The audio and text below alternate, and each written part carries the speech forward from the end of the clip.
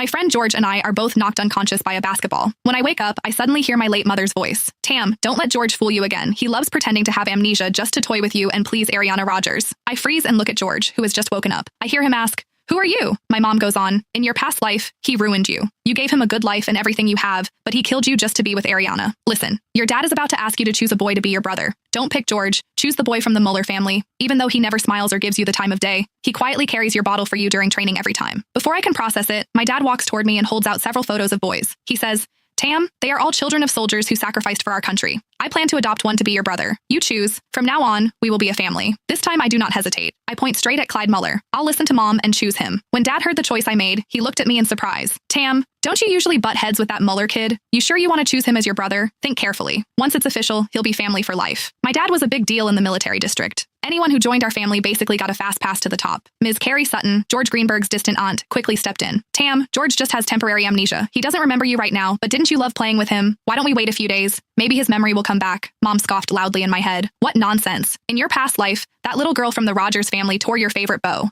You barely said anything, yet George locked you outside. You stood in the rain for so long you almost got sick. In the end, it was that Muller boy who came looking for you with an umbrella. He kept saying what a hassle, but still draped his coat over you." Hearing that, something in my chest tightened. I didn't understand why Mom kept talking about the past life, but every word weighed on me, like something heavy was pressing against my chest. Besides, Ariana Rogers had always been the person George cared about most. They were always playing house together, and I was the one left out. "Dad, I've decided. I want Clyde Muller as my brother," I said firmly. Dad put the photos away and gently ruffled my hair. "All right, I respect your choice. In 2 days, I'll host a dinner and make it official." Mom let out a long breath. "That's more like it.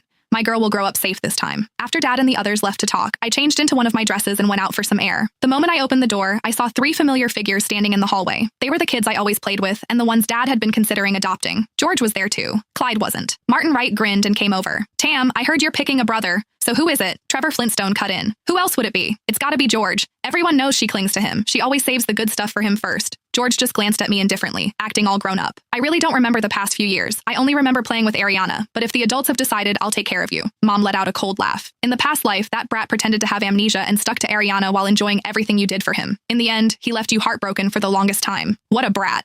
I looked at George's indifferent expression. If Mom hadn't warned me, I probably would have believed him again. In the past, I used to trust him so much. I really thought he liked being friends with me. I still remembered my birthday 3 years ago. He gathered all the kids around to sing the birthday song for me, his eyes shining as he said, "Tam, I'll protect you forever." At that moment, I was so touched I nearly cried. From then on, I followed him everywhere. I never imagined he actually preferred playing with Ariana all along. He'd only been nice to me because of my dad. And now, he was just pretending to have amnesia so that he could openly say he liked being with Ariana while still agreeing to take care of me so that Dad would adopt him. As if things were that simple. What a jerk. I held back from exposing him and thought that I would let him enjoy himself for 2 more days. Honestly, I really wanted to see the look on his face when he heard Dad's announcement in person. Seeing me stay quiet, Martin nudged my shoulder. "So who did you pick?" I said calmly. "You'll find out in 2 days." I turned to leave, but Trevor's voice came from behind me. "George, she definitely picked you. Remember when you had a fever? Tam ran through the rain to get medicine for you and ended up soaking wet herself. She treats you so well." "Really?" George smirked, clearly pleased. I didn't know she cared that much about me. Something pricked in my chest, and my eyes instantly burned, but I forced myself not to cry.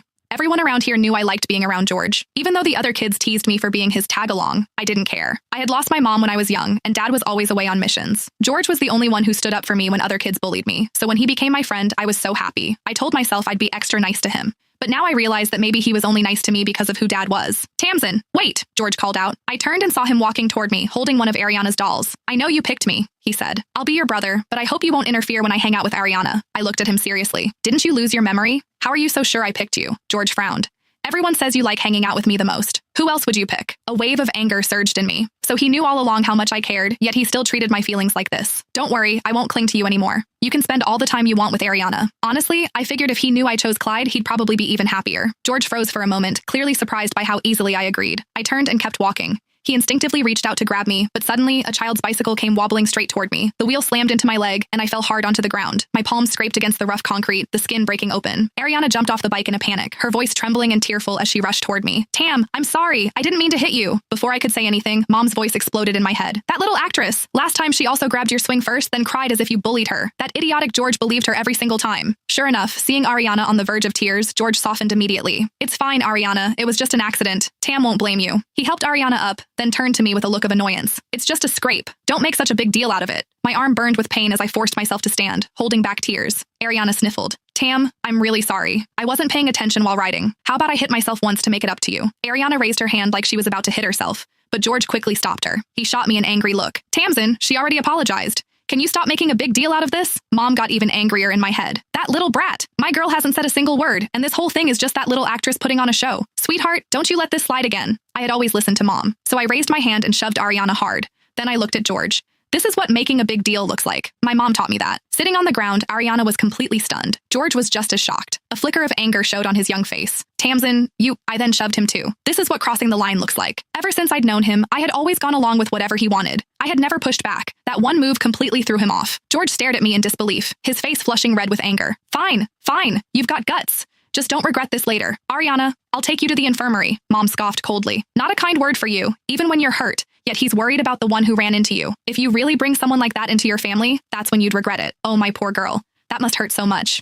I looked down at my scraped, bleeding palms, and the hurt I'd been holding in finally spilled over. Every time I got hurt before, George would panic, wishing he could take the pain for me. Maybe that concern hadn't all been fake, but now he didn't even see my injuries. All he cared about was protecting Ariana. Even if he really became my brother, it would probably just end tragically all over again, the same way as Mom said. I wiped my tears and went to the infirmary to have a nurse treat the scrapes on my hands. A few nurses were gathered by the window, peering out toward the playground. Curious, I looked too. Ariana and George were hiding behind the basketball hoop, whispering to each other. Then, Ariana tugged on his sleeve, acting cute. George, if Tam finds out you pretended to lose your memory just so you could hang out with me, she'll definitely get mad. George casually ruffled her hair. So what if she gets mad? She likes me the most anyway. Even if I pretend not to remember, she'll still come begging to be my friend. In your dreams, Mom snapped in my head. My girl didn't pick you this time. Just wait until the announcement. You won't be so smug then. My face scrunched up unhappily as I clutched my bandaged hand and headed back to class. Suddenly screams broke out across the playground. Some older kids are fighting. Go get a teacher. The whole place descended into chaos. I instinctively tried to run, but one of the older boys crashed into me, knocking me to the ground. The broomstick in his hand swung toward my head. Though I had learned a few self-defense moves from Dad, I was still small and not strong enough. When I saw George notice the commotion, I shouted, George, help me! He was about to come over, but Ariana grabbed his arm tightly. George, I'm scared. Don't go, okay? That moment of hesitation was enough for the broomstick to strike my arm, reopening my freshly bandaged wound. Blood seeped through, and the pain made my eyes water. This is outrageous. That brat's fake amnesia has wiped out his conscience too. After everything you've done for him, he just stands there and lets you get hurt. Mom fumed. I could barely stand, but I forced out one last cry. George, it hurts. Please help me. Before I could finish, Ariana suddenly screamed. Another older kid had rushed toward them. George immediately pulled Ariana behind him, and without looking back, he ran off with her. I watched their backs disappear, my chest aching like it was being stabbed. Even if he didn't like playing with me anymore, we had grown up together. When things got dangerous, why wouldn't he even help me? Suddenly, someone rushed over and kicked the older boy away from me. Clyde pulled me to my feet and shielded me as he hurried me toward the school building. Let's go. By the time the teachers arrived and broke up the fight, I was still shaken. Sitting by the flower bed, I trembled. Clyde silently handed me a bottle of water, his expression complicated. I noticed his sleeve had been torn open during the chaos, revealing a scar underneath. Your arm, I said softly. He quickly pulled his sleeve down. It's nothing. Drink some water. I thanked him quietly, warmth rising in my chest. The incident quickly reached Dad. He was furious and went straight to confront the families of those boys. The Rogers family immediately grounded Ariana at home as punishment and even sent over a box of imported chocolates as an apology. That night, George came to see me, but he clearly didn't want to be there. He tossed a bag of snacks onto the table. Tamsin, what happened today wasn't Ariana's fault, he said. Why did you get her grounded? I raised my bandaged arm. Look carefully. George froze for a second, then argued. But you're fine, aren't you? Everyone knows your dad dotes on you, so someone would have helped you anyway. But Ariana only has me to protect her. He added, you saw it too. She almost got hit today. Please stop targeting her all the time, okay?